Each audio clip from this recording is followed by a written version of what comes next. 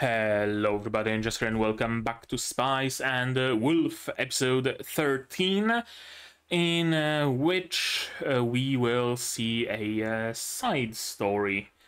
From what you guys told me in the comments, this episode, judging by the title, will probably be adapting one of the side stories from like a side story separate light novel that inserts some, singular stories and vignettes and stuff like that all throughout the timeline of the main show, main light novel, I should say, rather. And they are mostly told from Holo's perspective. Again, from what you told me. I've no way of knowing. I've never read it, so I trust you guys. It's nice that it happens, honestly. I really like it when, well, too much of it, right? Like, using too much of the supplementary material in the main show can be, in the main story's adaptation, can be harmful to a degree, right? It can make the story less focused. But if it's something like in this case where it's essentially kind of sort of an OVA, you could say, to a season, right? The season ended at 12 episodes, and now we get an OVA from the spin-off Yonkoma manga, right? This sort of a thing, basically. And that's fine. I like it. Especially if it gives us some additional closure, maybe, right? We see maybe, I don't know, Nora set off for the school where she's gonna learn how to be a seamstress, stuff like that. It would be nice to see that. We'll see, of course, what happens in the end. What happened in the previous episode, though? In the previous episode, the whole storyline of the Remilio Trading Company got a nice and satisfying closure. When watching the previous episode, I still had the thoughts that were kind of conditioned into me by other anime, by seasonal isekai trash and stuff like that, right? Oh, why did Kraft not exact his revenge on the Remilio Trading Company? All of them should be dead and the company should go down, right? I had this mindset, but thinking about it and having Kraft's explanation that, it's actually better this way. We can extract some money and we're not gonna have any hitmen on our tail. They're not gonna want revenge, yada, yada, yada. Yeah, that actually makes sense. And again, just proves how, I guess, long-term consequences aware this story is, right? Usually stories like that, in general, most of the anime, I feel, and manga and light novels, of course, other media, is fairly short-sighted, right? If I were watching 17th copy of, I don't know, Mushoku Tensei or whatever, of course, garbage seasonal isekai, basically, and it had the same similar storyline in it. Yeah, the main character would probably behead every single member of the Remilio Trading Company, then take it over, extract all the money, and bulldoze the building, or have his dragon waifu just sit down on it and destroy it this way, or something like that, right? Consequences be damned, and in those stories there probably would not be any consequences whatsoever in the first place. It would just be hand-waved because, oh, we gotta start the next arc, the next adventure. Who cares about what happened in the past? Not so much here. This show showed me multiple times already that things that happened in the past matter in the future, and things that happen now might start mattering in 6 episodes time. So I should probably change the way I think about it, instead of just minute to minute events of the show mattering. I should broaden my thinking of it and keep in mind what happened in the past and keep in mind what might happen in the future. This story is also fairly, realistic, right?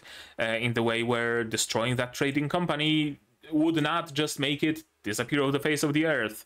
All the people employed by it, the owner, all of them remain out there and bear a grudge, and that grudge might cause something bad, because they're merchants, and you're a merchant, and they have their contacts, right? So I should do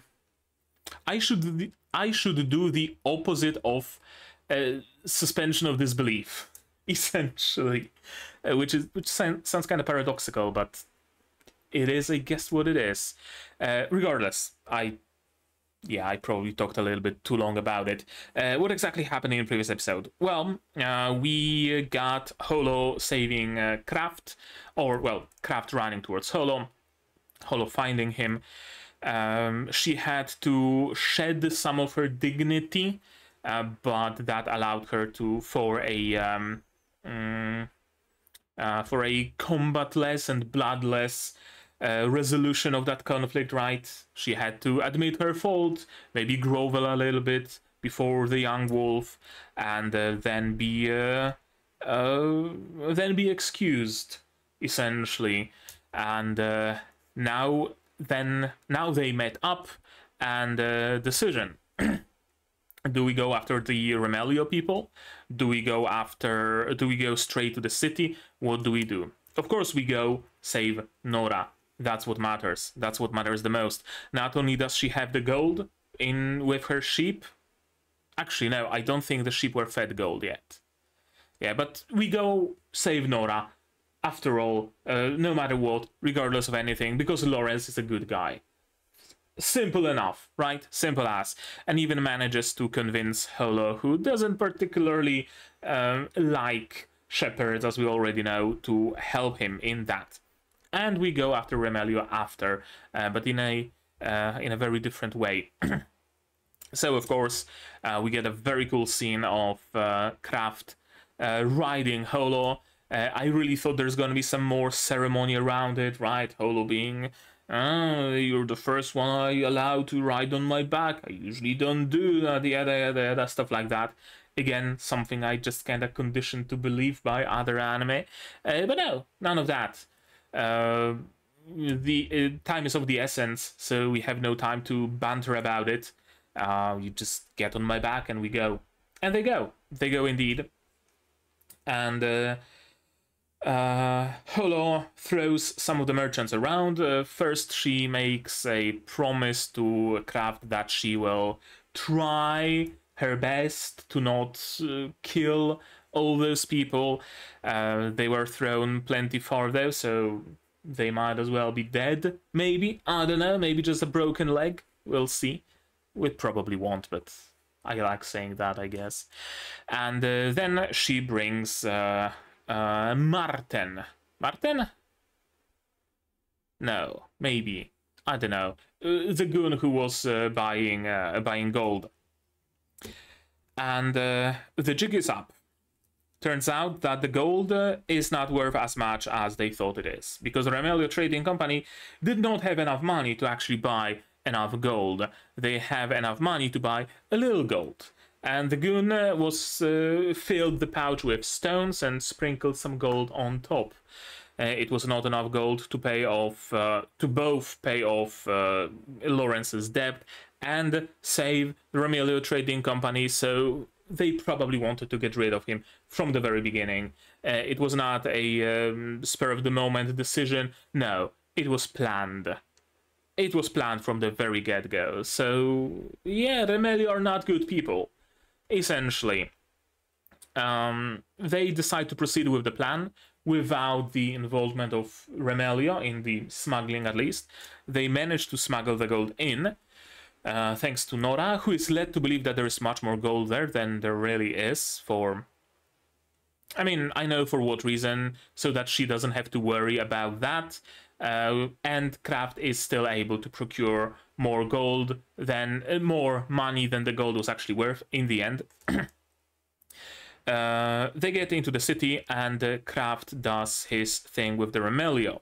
Hans Remelio is tied to a chair, which is kind of weird. How the fuck would Lawrence do that? Apparently, in the source material, Holo was there with him, and she was the one to scare the leader of the group and make him more peaceful, I guess, and then created a field for Kraft to talk his talk, essentially. And the deal is that the Remelio Trading Company will get the gold, but in exchange for being indebted to Kraft. Now, the roles are reversed, right? The gold they get, and the gold that Hans Remelio was about to escape with, this will go towards fixing the trading company and making it turn profit, and once it makes profit, some of that profit will go to Kraft, of course. So he gets much more money than he would have otherwise from this transaction. And then he sells that debt to his merchant association, so that they can execute that debt, because he's not gonna hang around this place for long enough to execute it. And he gets some starter money up front, and then after Remelio turns profit, he's gonna get a little bit more. So still not as much as he would have gotten, but he gets it now. And it's a, you know, sure way to get that money. Some of that will, of course, go to Nora, as promised. Some of that will probably go towards new merchandise. All in all, they broke even. So we're kind of starting, maybe not from scratch, but we're kind of starting from like a 0 point. Kraft did not make bank selling the armor. Does he even keep the armor?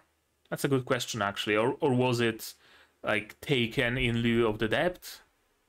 I don't know. I guess we'll see. He's probably gonna buy some new stuff. Probably something he's a little bit more certain with, right? That would probably be a good idea, to not try to gamble with merchandise, and hopefully hopefully not for credits, hopefully for money, because that was another big part in his downfall. And I have to turn off the fan because it's actually getting cold a little. There we go.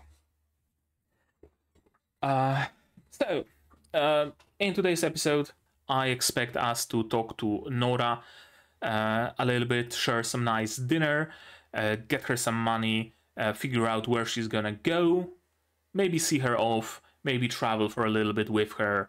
Maybe we're gonna see the closure of Nora's storyline, right? Like, how is the church going to react, for example? That's a big part of her story.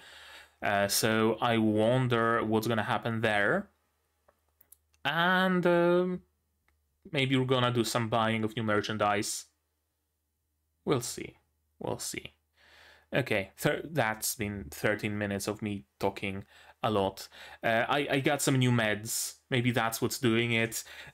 I'll try to limit myself in the future. But yeah, I guess that sums it up. And how about we just start watching this episode, right? I stop talking and we start watching. That's why we are all here.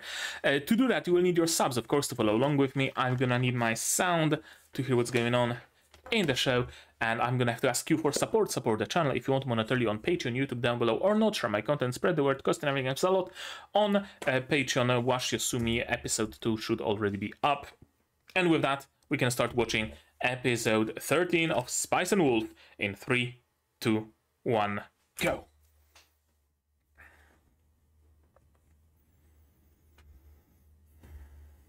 Oh, that's a nice restaurant. That's not just any shady inn.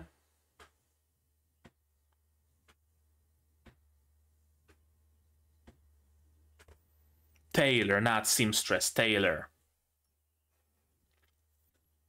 And Enek is here as well.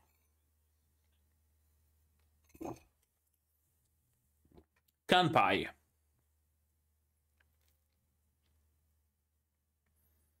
Okay, still the same opening.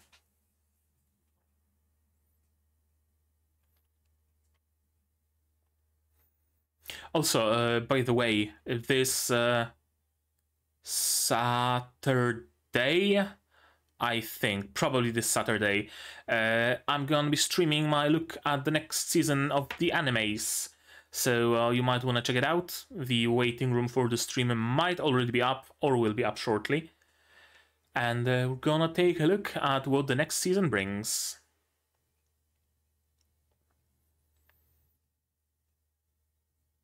Spice and Wolf, of course, remains. It's a double core season.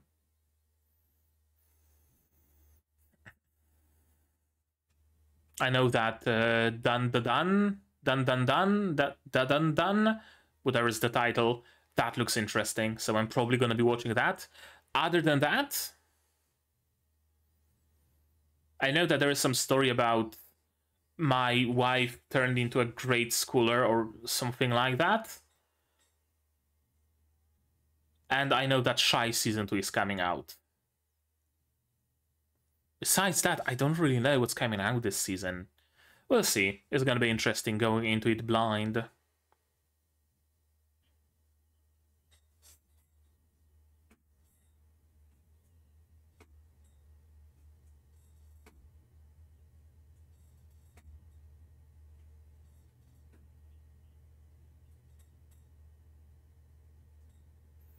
What up, Holo? Ooh, oh, that looks nice. That really looks nice.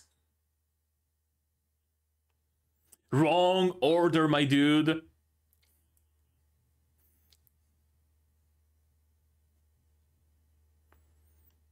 How could you not want meat, Holo? Yeah, most cattle does.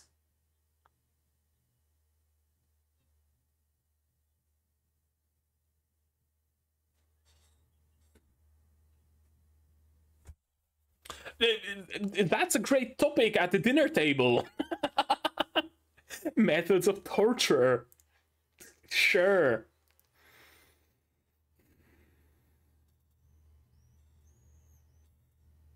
Oh. I guess that's fairly harmless, at least.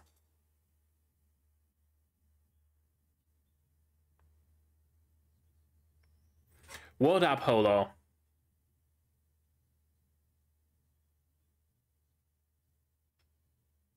Are you drunk, or...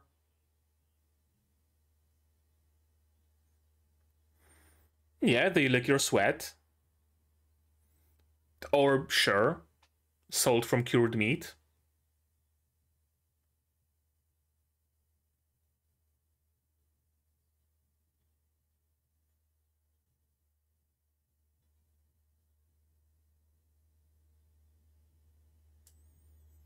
Yeah, just grab it with your hand. Oh, I thought it's Holo who decided to forgo cutlery and just eat with her bare hands.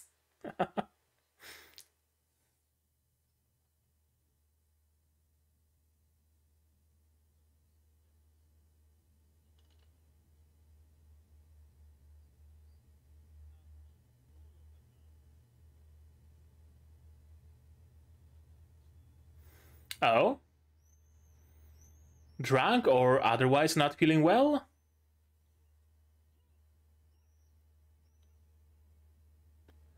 Uh...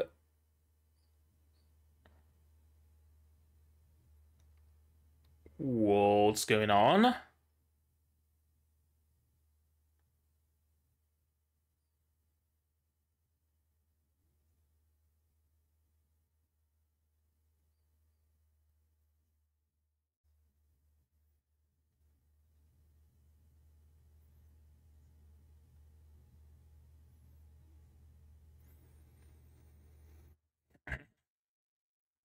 That's a lot of festivals.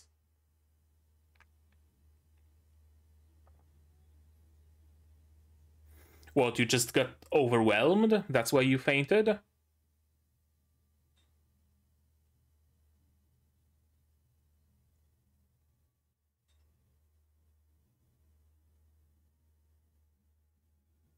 As it happened plenty of times, yeah.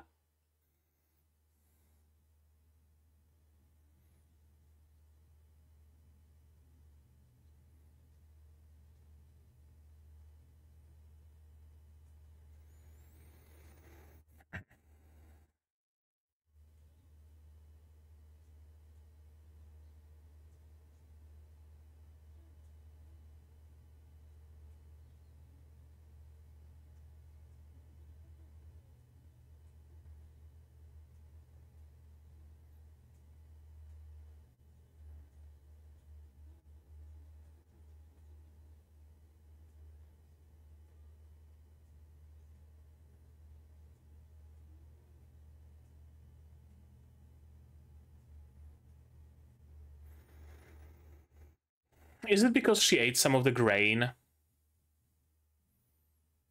And there's not enough of it in her pouch to sustain her?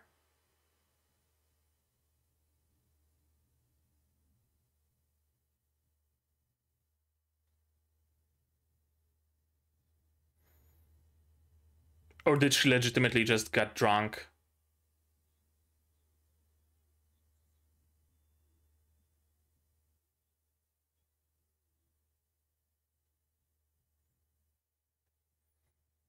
Or did she just faint out of jealousy? uh,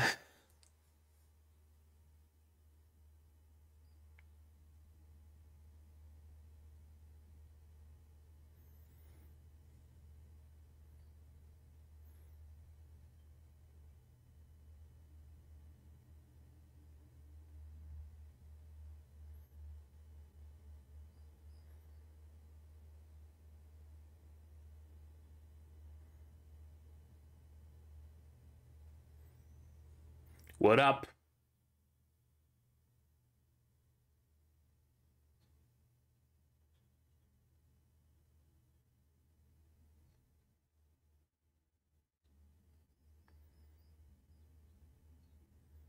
Yeah, you gotta talk about those things.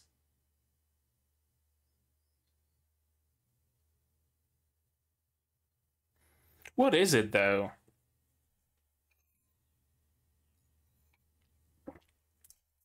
Really? Exhaustion?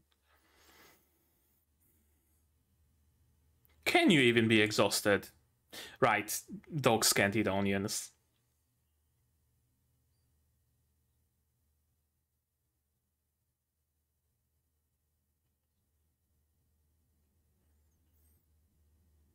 Of course, yeah. Can't be wasteful. But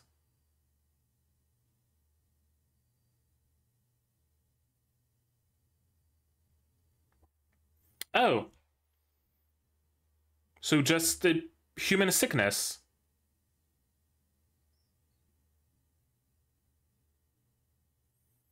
What about it? Oh, a kiss. Yeah, it's probably like a kiss. Gotcha. Why? Stay away from meat.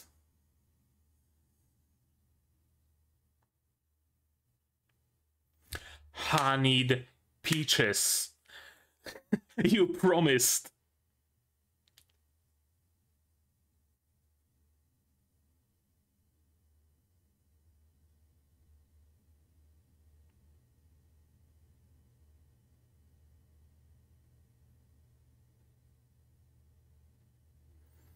Also, that's a lot of blankets, just by the way.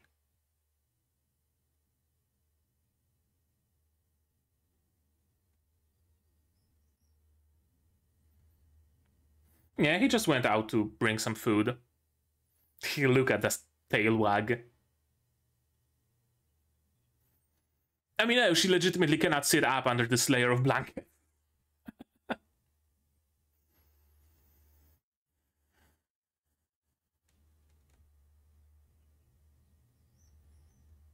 Oh, apple wine?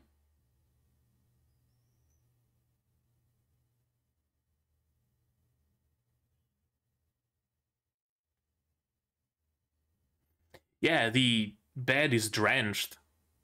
It seems. She was sweating a lot. And I should probably lower this a little, yeah. Doesn't take... Oh. Right, she wanted wine, not wine-flavored water.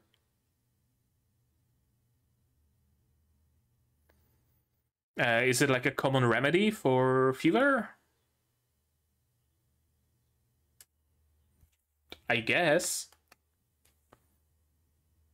Diluted apple wine.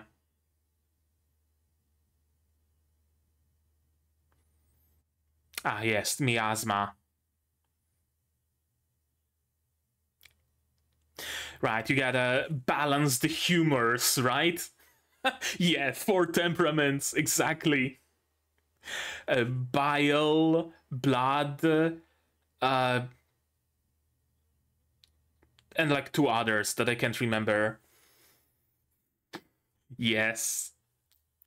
Yep, that's medieval medical science for you.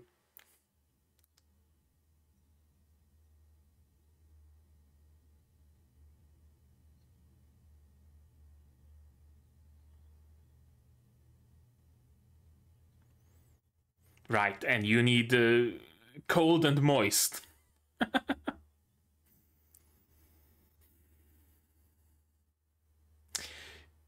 God damn it, that's some alchemy.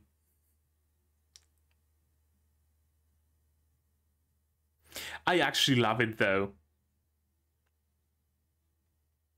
Cold and moist, of course.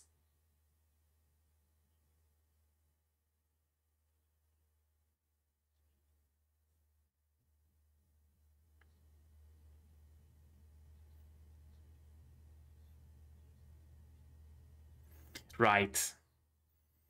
Can't have the humors out of balance in the other direction, of course. Yeah, that actually sounds like a nice porridge.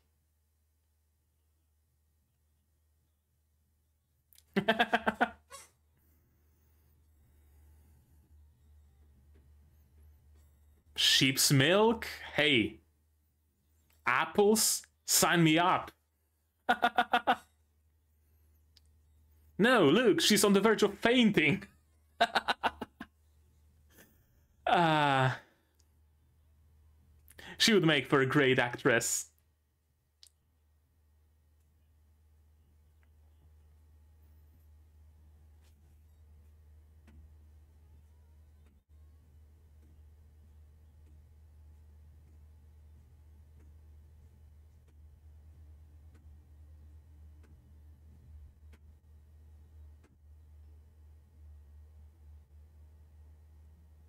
More inner monologue.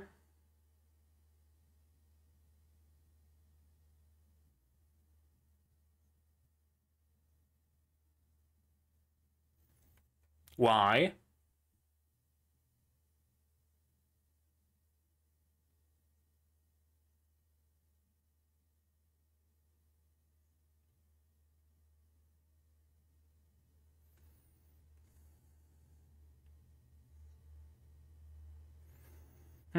Essentially shackled yourself by taking on the duties that were not necessarily imposed on you by anybody else.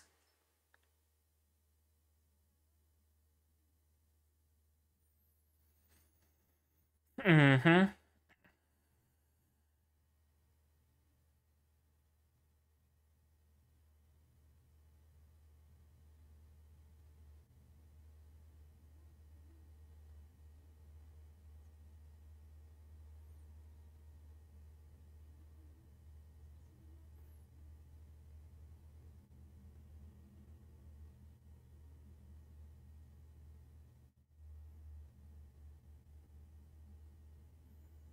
Porridge is here. Yep. Time to eat. Now, of course, feed me.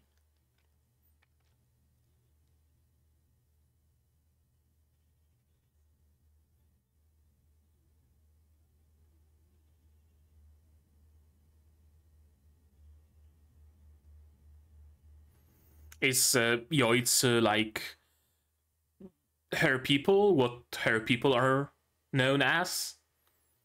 Other, Wolven demigods?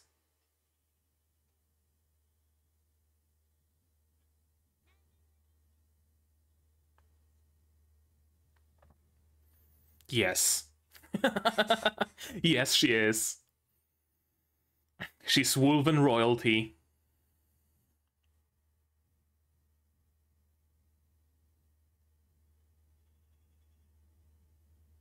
Apple oatmeal. Of course.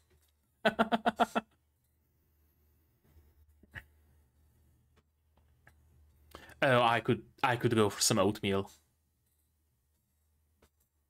I have some instant oats. I'ma make myself some oatmeal.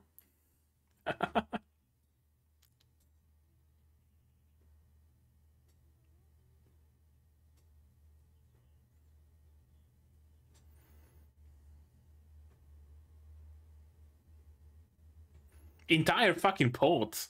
She was hungry.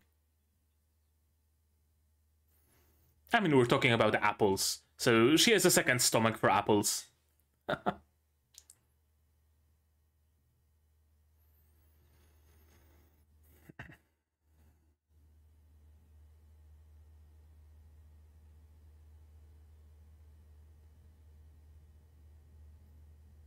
Stay and talk to me.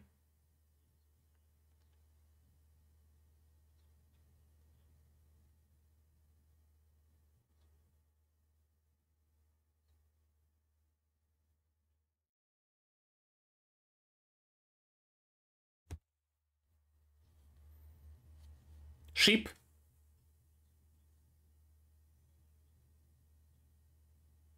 Probably not then. Maton is out.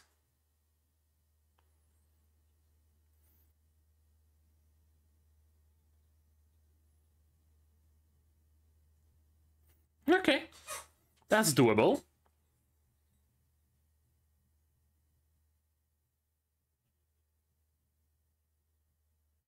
Hmm.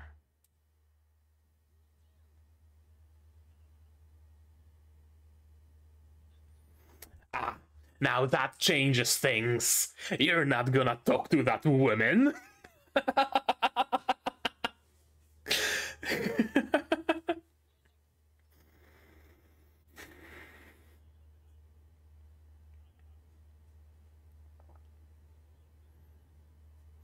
Because she's a rival, of course. It's no longer about her being a shepherd.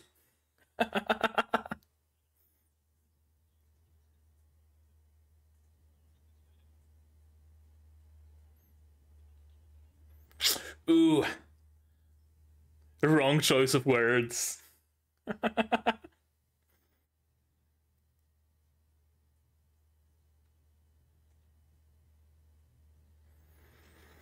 Yeah.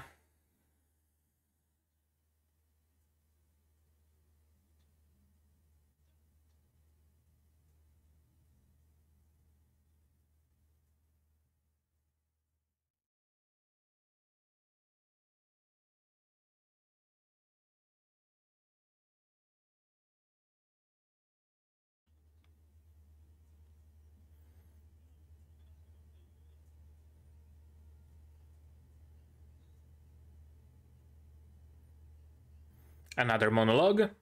No. Okay.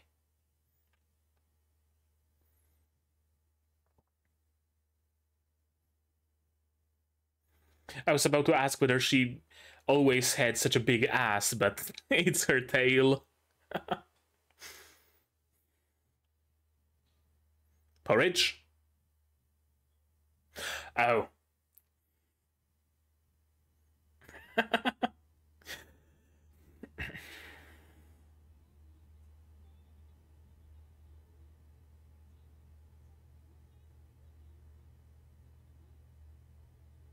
Oh.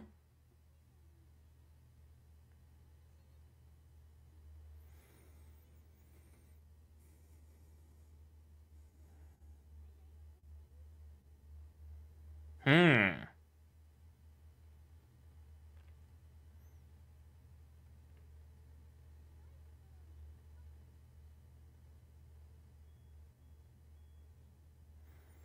Yeah, too pure. You can't even stay angry at her, Holo. You're gonna be swayed by Nora as well.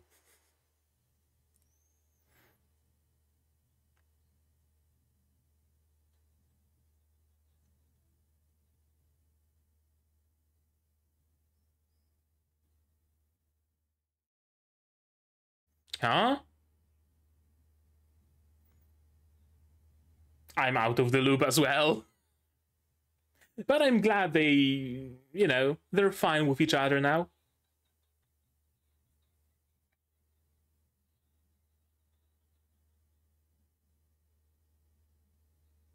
Sure. Okay. That was a fun episode.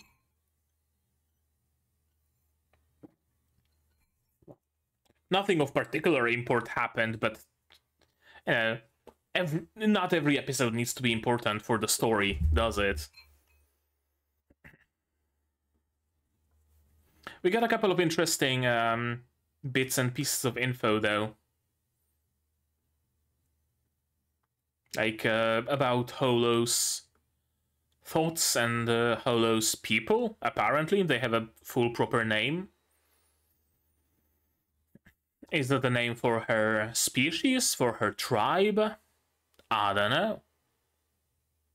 We're probably gonna learn more about it in the future.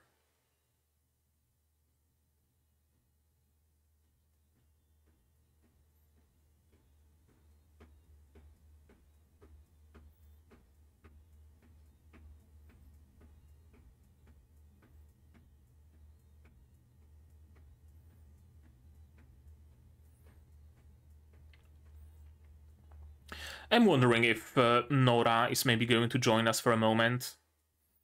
Like, I don't think she's, joining the party. Absolutely not.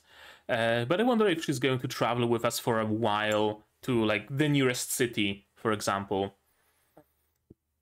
Oh, after credits. Mulled wine?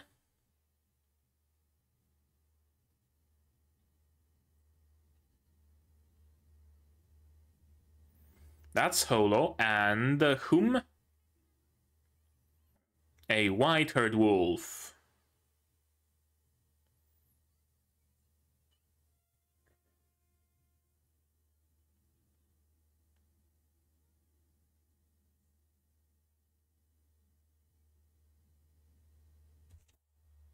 Newtown. That's the place they were heading for. And a nostalgic feeling. Whose nostalgia, I wonder? Lawrence's? Holo's? We'll see. Right now, we'll see this episode again, though. There's probably not going to be that much to talk about, but yeah. I really expected this episode to be a little bit more of a closure, I guess, right? Like seeing Nora get handed the money, go to the next town, maybe, stuff like that. But no, apparently not.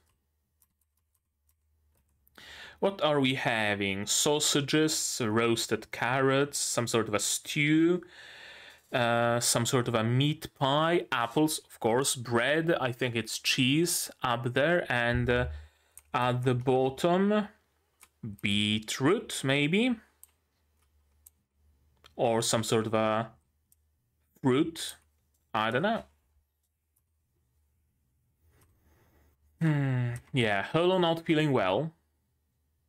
Not only because of her sickness, but probably also because Lawrence is spending so much time talking to Nora and not to her.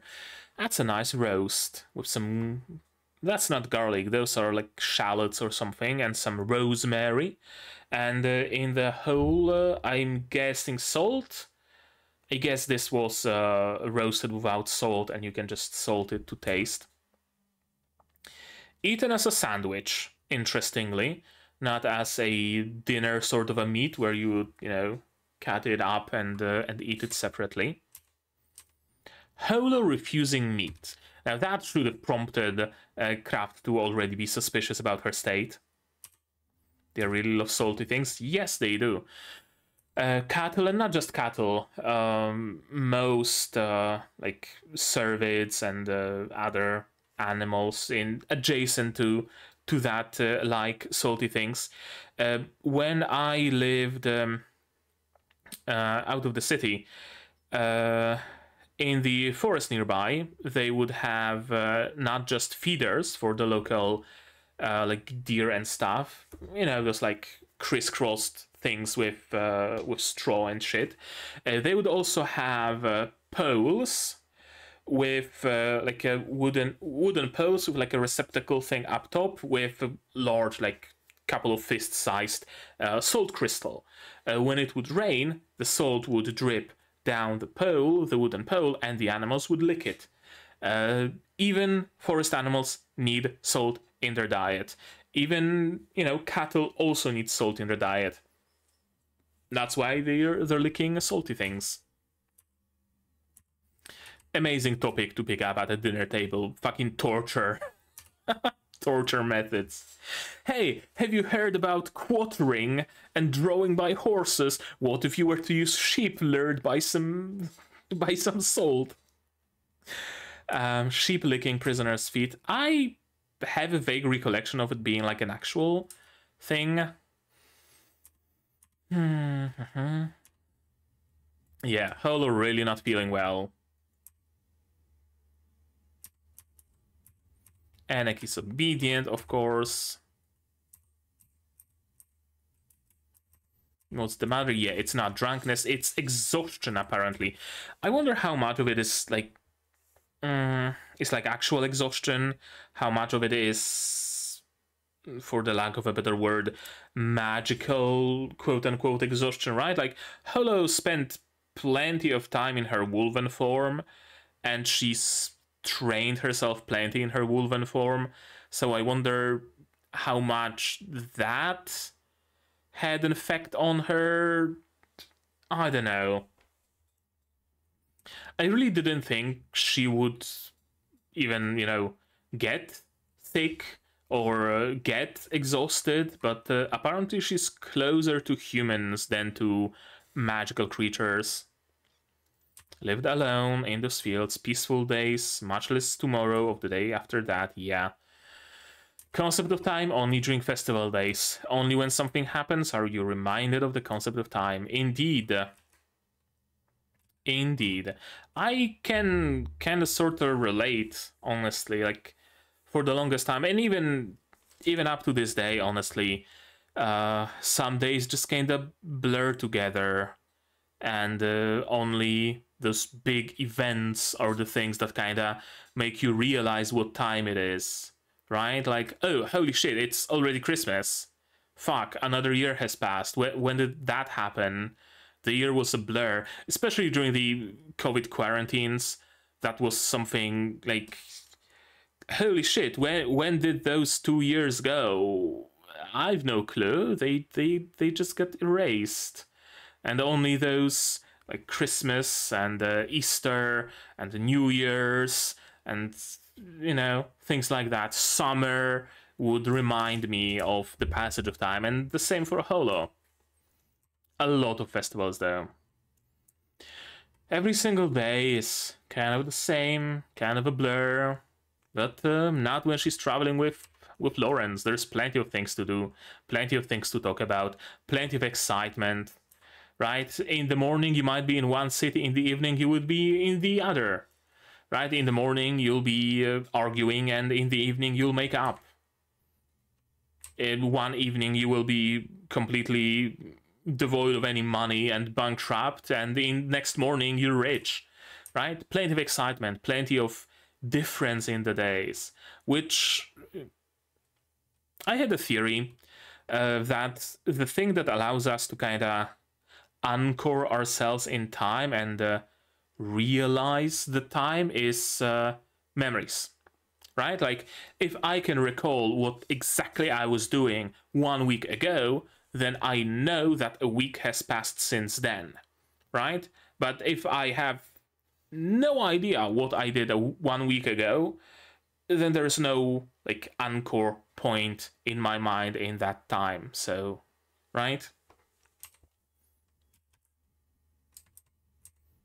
But because every day is now distinct in Holo's life, she's able to anchor herself in time. That's where I was going with it. I have unforgettable memories as well, however, there's never a chance to get lost in them. Right. Busy wandering. Days of excitement indeed. I wonder if this is, maybe not quite verbatim, but I think this is one of the monologues in this like extra side story novel, I think, right? Because again, I know that it's written from Holo's perspective, so probably this is her inner monologue as she's narrating what's happening.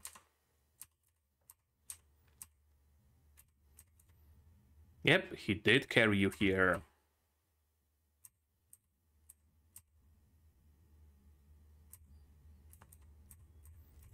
truly a failure of a male. Yeah, he cares about you though. And he's angry that you didn't tell him. You should have, you really should have. If you feel bad in any way or another, you know, it doesn't hurt to tell anybody. Because just in case something happens, just in case you faint, right? Someone's gonna be prepared for that.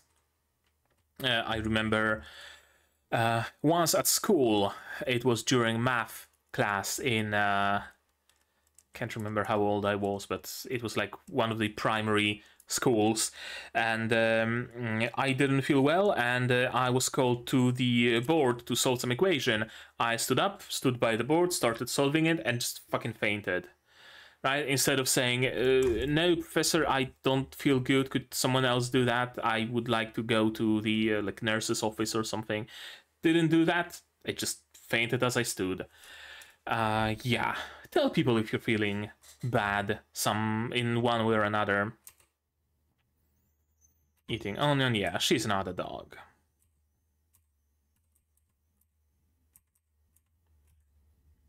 Fingers are like the nose of a wolf, so she essentially felt as if she was kissed, despite it not being a kiss. Gotcha.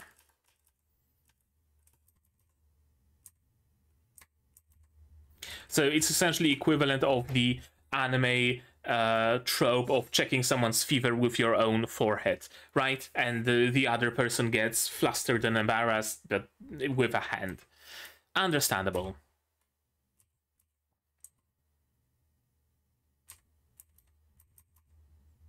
Yoitz. What is Yoitz? It's like a description of her land, of her culture, of her people, like kind of conflated into the same thing. Yoitsu describes the northern lands, it describes her tribe, it describes her species. It's like a catch-all term for that? Probably. Taking care of the sick means grooming the other's fur with their tongue. First of all, you don't have that much fur on you. Second of all, Lawrence is probably not gonna lick your body. Not yet. Maybe, you know, give it a couple of years. He's gonna gladly do that, but not yet. He's not by your side because he was trying to figure out how to help you best. He was procuring that apple wine, or apple cider, rather. Diluted, of course, because you need more wet, and apple cider is dry. Oh, I love it. Yeah, I actually fucking love it. That they talk about the humors and miasma, right? The complete like lack of understanding of how things work. It's like the opposite of being anachronistic. Plenty of stories are anachronistic in a way where they kind of introduce modern knowledge into not a modern world, right? Like you have a fantasy world with people running around with axes slinging fireballs at each other and no electricity.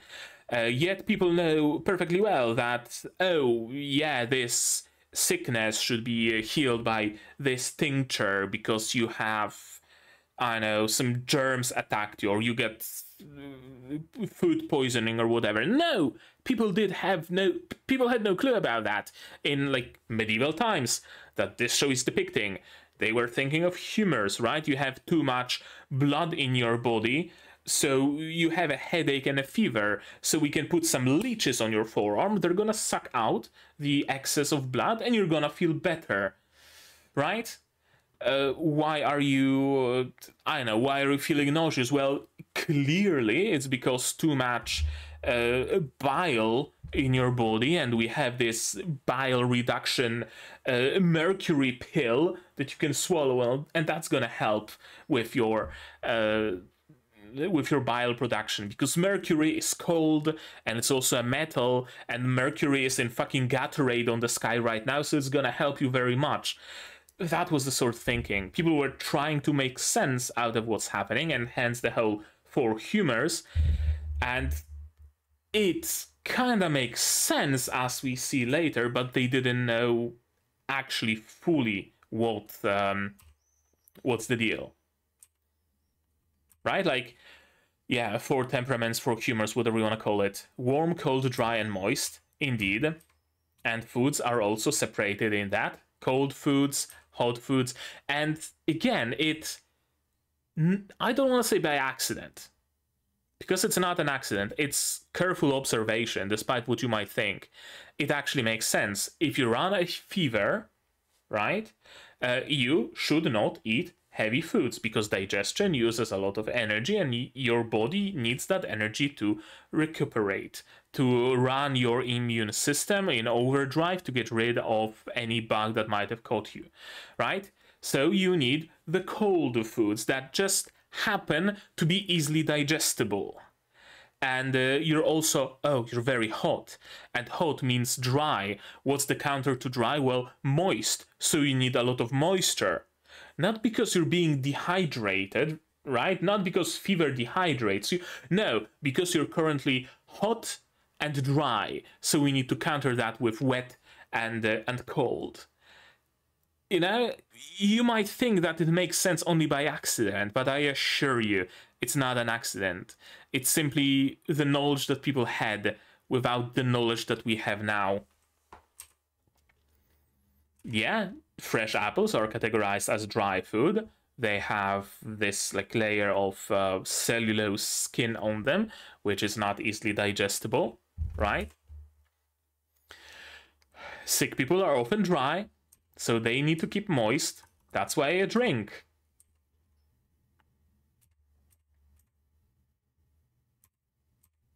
Cool you down, and then water you. Wheat grains simmered in sheep milk. That actually sounds nice. Some wheat grains. What's the English name for kasha manna in Polish? Does it have like a proper English name? Like, English has very few words to describe all sorts of groats and kashas. Like it's this groat, this groat, this groat. No, there are so many fucking different ones. Yeah, kasha manna article, but I would like to see it in English if I could. There it is. Farina. Okay, apparently it's named farina. Milled wheat, popular in the United States, cooked as hot breakfast cereal or porridge. Well, that's not how we eat it here. It's eaten best when it's boiled in milk, not in water. Never make your oatmeal and shit on water. Milk. Farina, apparently, boiled with milk, allowed to set a little bit into like a pudding consistency, then some fruit syrup on top. Perfect. I'm gonna make myself some. Fucking love this shit. There we go. So maybe it's that. With some apples. Hey, apples also work. Or maybe it's just, wheat. Just whole wheat. That could also work, actually. Like whole wheat grain boiled with some milk, with some sugar and fruits. Yeah, that could also be nice. Yeah, she really wants that. Those apples. She really likes them apples. Dream of my birthplace, and I dream of the wheat fields. And wheat, apparently, she also likes. Feeling of repulsion. Why, though? Repulsion because of the fact that she shackled herself, essentially, and she's repulsed by that? Or is she somehow repulsed by her homeland? Like, she left her homeland for a reason, I assume. So I wonder what that reason could be, could have been. Yeah, self-imposed shackles, essentially. I started helping them, they started to worship me, and now I no longer really had a choice, right? They worship me, and I feel like I owe them something, so I keep helping them. And because I keep helping them, they keep worshiping me, and it's an endless loop that she can't exactly get out of. If she had less of a conscience, she would have just left without worrying about them, but she has a conscience. She's not gonna leave them starving. That's why when they discovered fertilizer apparently and some other agricultural techniques, she felt good enough. She felt that the town, the village was secure enough that she allowed herself to leave. Yeah, cool. Actually, kind of a parallel to the episode of Washi Sumi that I watched today. It's gonna be up on. Yeah, it should be up on Patreon already, by the way. Episode 2 of Washi Sumi, where Mimori also kind of like took on a self-imposed role in the group, and that also did, not much good for her. I really like it when like multiple anime I watch maybe on the same day or shortly after one another just have something that just randomly connects them. That human is an impudent one that does not know his place. You find that endearing. It's not a though, it's because you really find it endearing, Holo.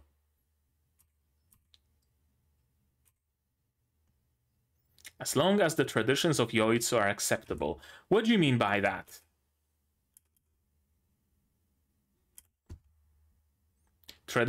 Oh, like sharing body heat and licking the fur? Is that what she means? Like if Lawrence ever gets sick, she can't hope for any porridge, but Holo is gonna cuddle with him and lick his body and bring him a dead sheep carcass? Probably. I'll notice before you get to this point and do something about it. I like this callback almost to like dogs being proven to be able to smell certain illnesses before they actually occur. Can't remember what exact illness it is, but I believe some dogs are able to sniff out some forms of cancer before it's like fully before it creates any sort of issues. And I think at least one more at least one more illness that dogs can also smell. I'm not sure if it's not Alzheimer's. Probably not, or maybe. I don't know. But yeah, dogs can actually smell some sicknesses before they actually show themselves in humans. Fascinating thing, really. And Holo has a very good nose, so of course she's gonna be able to smell it out. I expect you would be slow to notice a certain sickness. What sort of sickness do you mean here? Love sickness, maybe? Jealousy sickness? Yeah, that's some nice porridge. And of course you're gonna be spoon-fed.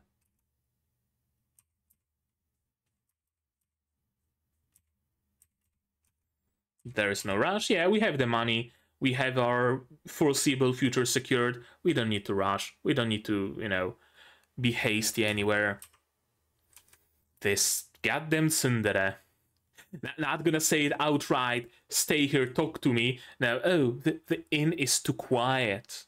Hint, hint, wink, wink, nudge, nudge.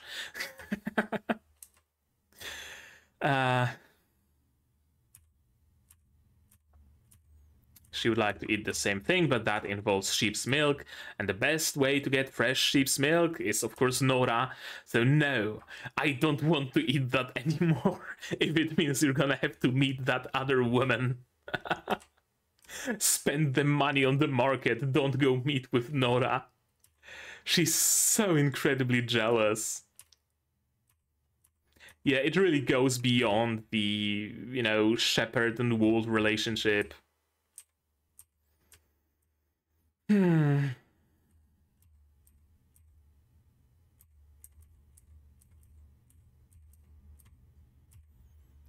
mean, you complain about the inn being too quiet. Here's someone to talk to. It's Nora. What is the greatest secret to guiding sheep? Well, a pure heart. Generous heart, sorry. Yeah, even Holo got swayed. Sheep all think that they are smart.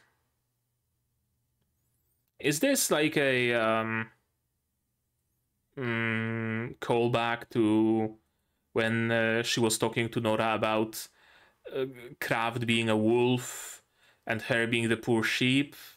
Right? Is that what's going on here? I don't know, maybe. They share good luck together, though, that's what matters. And here we see an after credits scene with the White Wolf that we've already seen in the first episode, and Holo sharing some mulled wine in winter. Their faces not shown, though, interestingly.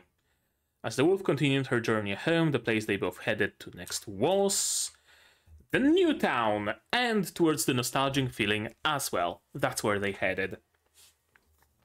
Okay. Whew. Alright. That was a fun little episode. Not entirely what I expected. I really expected it to be, as I said, more of a closure.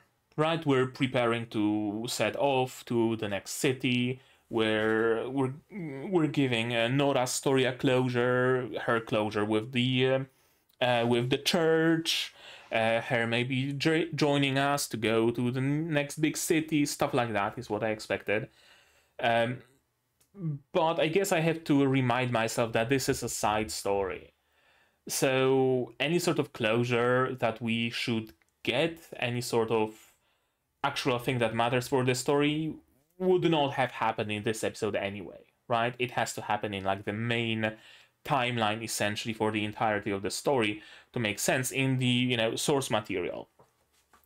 So I guess it makes sense that this episode was a little bit more of an aside, bit of an OVA almost, you could say, which is fine. I mean, it's perfectly fine to see some inner monologue of Holo, to learn a little bit more about her, right? That her people are like her people. They're not completely individualistic. There is some sort of a society built there, and they have their own traditions, right? It was really nice to learn that. Nice little bit of world building that was not necessary for the story to make sense, right? But it's a nice addition on top. So that's cool. That's really, really cool. I love the humors. I love that they mentioned the humors, the temperaments. It's again the opposite of anachronistic. Chronistic? That's not the word, is it? It really fits the time.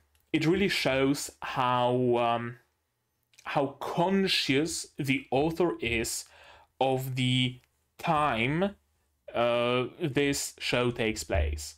That it's actually a conscious decision, and that research has been done into it.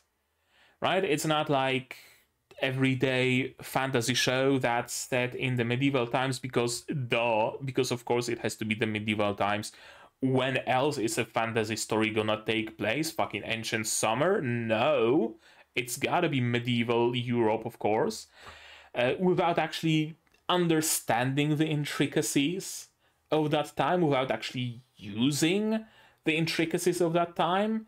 It's just no electricity, melee weapons, magic. That's how you can sum it up for the most part. Anything else, just whatever goes, goes. No, this author actually understands that it's the medieval times. Of course, Lawrence is not gonna know fucking penicillin. Of course, he's not gonna know that it's a viral infection, so penicillin is not going to help, actually. He's not gonna go to an herbalist either, probably. I mean, we're in the Vatican. There probably are not any herbalists around here. They've all been burned at the stake. So what does he do? Well, he reaches for the latest and greatest medical science. The discovery of humors, the discovery of temperaments. Wow, fucking mind-breaking that this is how it is. Miasma? Oh, I guess you can get sick from miasma, right? The sick air, stuff like that. I love it. My favorite part of this episode, bar none, really. That someone mentioned humors and temperaments. That's fucking amazing. That's great. That's really, really, really fucking great. I love it. So, again, good episode. Enjoyed myself. But what did you guys think about it? Tell me in the comments down below, what did you think of this episode, my reaction, my theories, stuff like that. No spoilers, please, I beg of you. Spoilers can go to my Discord here, also in the description below. Like this video if you liked it, subscribe to be notified of future videos, not only Spice and Wool, but also Washi Yosumi, Kaiju number 8, Sentai Daishikaku, Unnamed Memory, Kaito Otome, plenty others coming in the future, especially with the new season coming up. Click the bell to be notified of when I go live with my seasonal stream and other lives, and also when the videos are released. Support the channel if you want monetarily on Patreon down below, where for $10 a month you get early access to non-seasonal shows like Washi Yosumi, and for just $1 you get a role on the Discord and a place in the credits. You can also support me directly on YouTube, membership, super thanks, super chats, and if you don't want to spend any money whatsoever, you don't have to. Share my content, spread the word, costs you nothing, helps a lot. And with that out of the way, that's gonna be it from me for today. So as always, you guys do all the good stuff, and I'm gonna see you in the next one. Cheers! And with that, that's gonna be my Patreons, wonderful Patreons for today. QB, Without the Neds, Zarene, Yuki Ala, Ishtamu, Dr. Watt, Akamancer, Marsh, Fassel, and Hans Peter. And you can join them if you want without having your humors unbalanced.